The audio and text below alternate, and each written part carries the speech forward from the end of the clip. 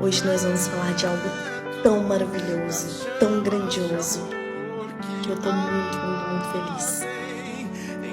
Ontem foi o meu aniversário e foi um dia que eu recebi muitos presentes e me senti muito, muito, muito feliz. E me senti muito amada também. Sabe aquele dia em datas comemorativas, como seu aniversário, aniversário de casamento, ou quando você é pedido em namoro, ou quando você é pedido em casamento, que você recebe lindas flores, que você recebe lindos presentes. Que coisa maravilhosa, e nós nos sentimos tão bem com isso. E é muito bom mesmo, é muito bom. Mas são sentimentos.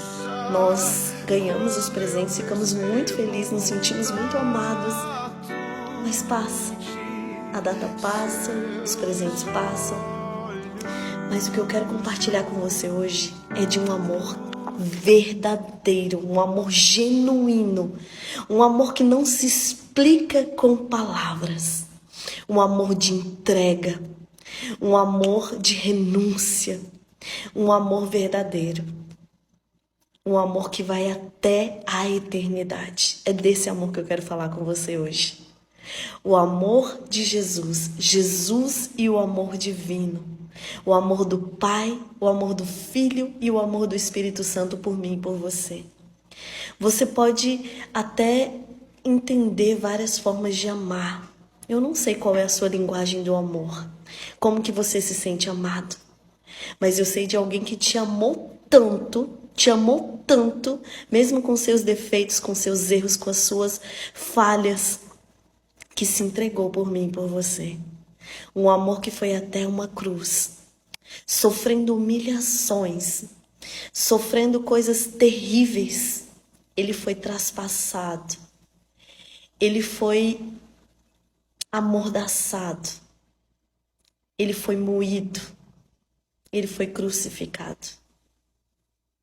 Porque ele nos amou e ele suportou tudo isso para que eu e você pudéssemos ter direito à vida eterna. Nós vivemos em um tempo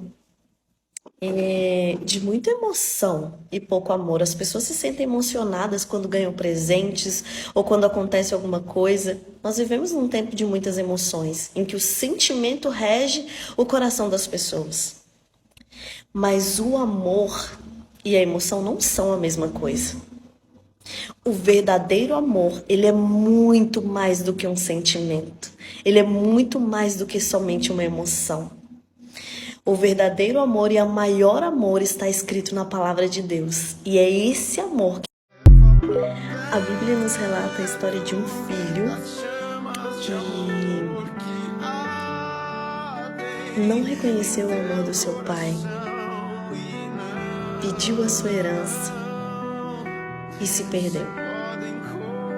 E eu quero ler com você essa história para que você possa entender como é o amor de Deus. Essa história ela fala claramente como é o amor de Deus por mim e por você. Então vamos ler lá em Lucas. Nós vamos ler aqui dos versos 11 ao 24. Diz assim a palavra de Deus. Jesus continuou. Certo homem tinha 2 filhos. O mais moço deles disse ao pai: Pai, eu quero que o senhor me dê a parte dos bens que me cabe. E o pai repartiu os bens entre eles.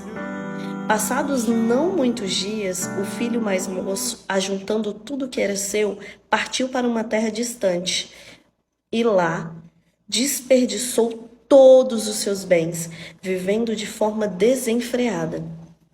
Depois de ter consumido tudo, sobreveio àquele país uma grande fome e ele começou a passar necessidade.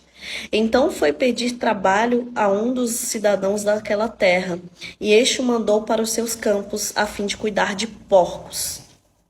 Ali ele desejava alimentar-se das alfarrobas que os porcos comiam, mas ninguém lhe dava nada. Então, caindo em si, disse: quantos trabalhadores de meu pai têm pão com fartura e eu aqui morrendo de fome? Vou me arrumar, voltar para a casa de meu pai e lhe dizer: Pai, pequei contra Deus e diante do Senhor. Já não sou digno de ser chamado seu filho. Trata-me como um de seus trabalhadores. Eu quero dar uma pausa aqui com você. Aqui a gente vê a história de um filho que pediu a herança, a sua herança. Geralmente a herança a gente só recebe depois da morte do pai. Então ele desejou a morte do seu pai, porque ele pediu a herança em vida, com seu pai ainda estando vivo. E ali o seu pai repartiu a herança entre ele e o seu outro filho. E o filho que desejou a morte do pai, que pediu, ele viu o seu pai como uma conta bancária, que pediu a sua parte na herança. Ele simplesmente pegou todo o seu dinheiro e partiu. E lá ele gastou todo o seu dinheiro de formas terríveis, com irresponsabilidade. Ele gastou tudo que ele tinha a ponto de ficar sem nada. Então ele arrumou um emprego para cuidar de porcos. E ali ele desejava. Então ele arrumou um emprego lá onde ele estava, gastando o seu dinheiro de forma desordenada, gastou tudo que ele tinha, perdeu toda a herança que o seu pai tinha lhe dado, toda a sua parte na herança. E ele caindo em si, a palavra de Deus diz que ele caiu em si. Quando você cai em si, você reflete: o que aconteceu comigo? Por que eu tô assim? Por que isso tudo tá acontecendo? Então ele caiu em si, ele refletiu, ele reconheceu o seu erro. E aí ele pensou: olha, os trabalhadores do meu pai têm pão e fartura. Eu vou voltar para casa e vou dizer ao meu pai: pai, eu pequei contra o Senhor, já não sou digno de ser chamado seu filho. Eu cometi um pecado grave, eu desejei a sua morte. Não sou digno de ser chamado seu filho, mas me trata como um de seus empregados. E aí ele voltou para casa. E aí vamos ver aqui o que acontece, continuar a nossa leitura. E arrumando-se foi para o seu pai. Vinha ele ainda longe, quando seu pai o avistou, e compadecido dele, correndo, o abraçou e o beijou. E o filho lhe disse: pai, pequei contra Deus e diante do Senhor, já não sou digno de ser chamado seu filho. O pai, porém, disse aos servos: tragam depressa a melhor roupa e vistam nele, ponham um anel no dedo dele e sandálias nos pés. Tragam e matem o bezerro gordo. Vamos comer e festejar, porque este meu filho estava morto e reviveu. Este meu filho estava perdido e foi achado. E começaram a festejar. Querido, isso nos mostra quão grande é o amor de Deus, o Pai, por nós.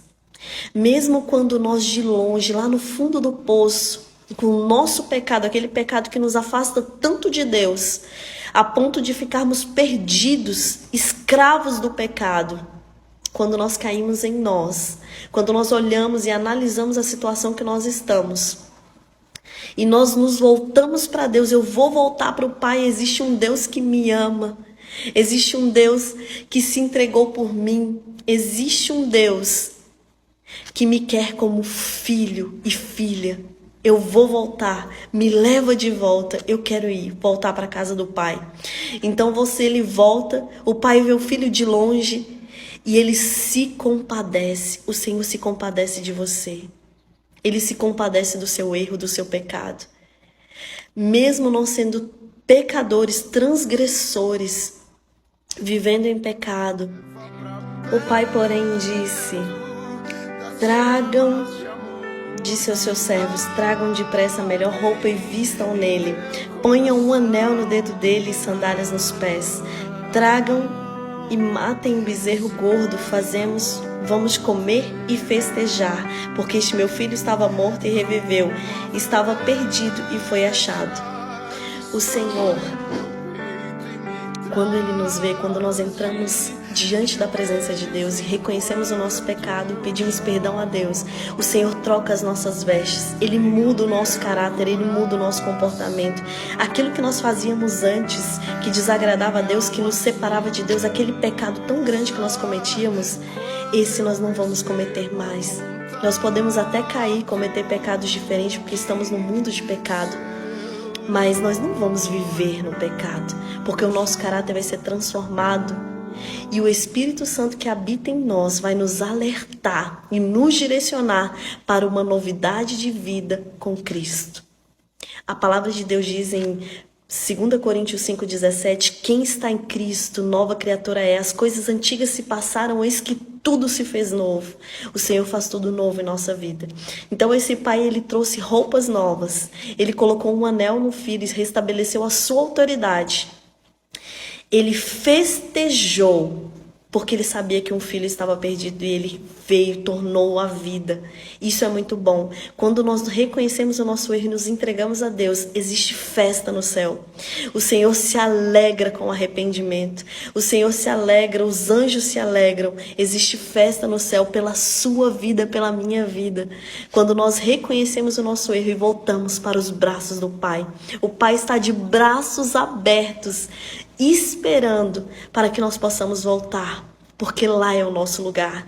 Ele não tem prazer em que ninguém se perca, mas Ele quer que todos cheguem ao arrependimento e tenham a sua vida transformada. Qual é a essência do caráter de Deus? Vamos descobrir qual é a essência do caráter de Deus. Está em 1 João 4:8. Acima de tudo, porém, tenham muito amor uns para com os outros, porque o amor cobre multidão de pecados. O amor de Deus cobre multidão de pecados. Então você não foi tão longe para que não possa se arrepender e voltar. O Senhor ainda espera por você. O Senhor espera todo aquele que quiser se arrepender e voltar para Ele. E qual foi a maior prova do amor de Deus a todo mundo? Está lá em João 3,16. Porque Deus amou o mundo de tal maneira que deu seu Filho unigênito para que todo aquele que nele crê não pereça, mas tenha a vida eterna. No que Deus tem prazer? Miqueias 7,18 responde: quem é semelhante a ti, ó Deus, que perdoas a iniquidade, te esqueces da transgressão do remanescente da tua herança. O Senhor tem prazer na misericórdia. Ele tem prazer em perdoar os nossos pecados. Ele tem prazer em receber um filho que estava perdido e que voltou à vida, reconheceu Jesus Cristo e veio para viver eternamente com Ele. E quais são as 3 pessoas da divindade unidas em amor? Mateus 28,19 nos responde: portanto, vão e façam discípulos de todas as nações, batizando-os em nome do Pai, do Filho e do Espírito Santo. Então essas são as 3 pessoas da divindade. É o Pai, o Filho e o Espírito Santo, que estão desde o início de tudo e estarão no fim de tudo. E o que a Bíblia compara a compaixão de Deus? Ao que a Bíblia compara a compaixão de Deus? Salmo 103, verso 13 e 14. Vamos ver? Como um pai se compadece de seus filhos, assim o Senhor se compadece dos que o temem, pois Ele conhece a nossa estrutura e sabe que somos pó. O Senhor se compadece de mim e de você. Ele sabe das nossas fraquezas. Ele sabe do que nós podemos suportar. Ninguém tem uma tribulação, uma dor, um sofrimento maior do que aquilo que ela pode suportar. E você nunca está sozinho. Se você clamar, o Senhor, Ele está sempre do teu lado para te ajudar. O Senhor está sempre aí, pronto, de braços abertos para te receber e te ajudar a carregar qualquer fardo que esteja pesado demais para você. E que imagem Jesus apresentou do Pai Celestial? Qual foi a imagem de Jesus? Mateus 7, do 9 a 11 vai nos responder. Quando Jesus veio a essa terra, tudo o que Ele fez representava a Deus, o Pai. Então Jesus amou, o Pai amou. Jesus curou, o Pai curou. Jesus libertou, o Pai libertou. E olha que maravilhoso que diz essa palavra. Em Mateus 7, verso 9, diz assim: ou quem de vocês, se o filho pedir pão, lhe dará pedra? Ou se pedir um peixe, lhe dará uma cobra? Ora, se vocês que são maus sabem dar coisas boas aos seus filhos, quanto mais o Pai de vocês que está no céu dará coisas boas aos que lhe pedirem. Então o Senhor ama como um pai dar o melhor para os seus filhos. Deus nos concedeu Jesus, a maior dádiva do universo. O que pode nos separar do amor de Deus? Será que existe alguma coisa que pode nos separar do amor de Deus? Romanos 8, versos 38 e 39 responde: porque estou bem certo de que nem a morte, nem a vida, nem os anjos, nem os principados, nem as coisas do presente, nem do porvir, nem os poderes, nem a altura, nem a profundidade, nem qualquer outra criatura poderá nos separar do amor de Deus que está em Cristo Jesus, nosso Senhor. Nada, nem ninguém pode nos separar do amor de Deus que está em Cristo Jesus, nosso Senhor. Isso é maravilhoso demais. Somente você pode se separar desse amor. Porque o amor de Deus é tão grande, é tão maravilhoso, é tão tremendo, que Ele não espera nada em troca. Ele se entregou por mim e por você. E a única coisa que Ele pede é que você receba. É que você reconheça os seus erros, se arrependa dos seus pecados e receba o amor grandioso de Jesus. Jesus, sendo Deus, abriu mão da sua glória e veio a essa terra para sofrer como uma pessoa que foi perseguida, humilhada, rejeitada, mas que só fez o bem. Para que eu e você pudéssemos ter direito à redenção por meio de Cristo Jesus. Voltar ao céu, para aquilo que nós somos criados, para viver eternamente ao lado dele. Então, para isso, algumas coisas têm que acontecer. Umas dicas que eu vou lhe dar agora para você conhecer Deus mais de perto. A primeira dica está em Mateus 6:33. Buscai primeiro o reino de Deus e a sua justiça, e todas as coisas vos serão acrescentadas. Coloque Deus em primeiro lugar na sua vida. Segunda, Mateus 22:37 e 39. Ame a Deus de todo o seu coração e o próximo como a ti mesmo. Ama o Senhor de todas as tuas forças, de todo o teu entendimento, de todo o teu coração. E ame ao próximo como a ti mesmo. Por último, está em 1 João 3:16 e 18. Ame e escolha todas as pessoas, principalmente as mais vulneráveis, não só de palavra, mas na prática. Nisto, conhecemos o amor de Jesus, em que deu a sua vida por nós. Portanto, também nós devemos dar a nossa vida pelos nossos irmãos. Ora, se alguém possui recursos deste mundo e vê o seu irmão passar necessidade, mas fecha o coração para essa pessoa, como pode Deus permanecer nele? Filhinhos, não amemos de palavra nem de boca, mas de fato e de verdade.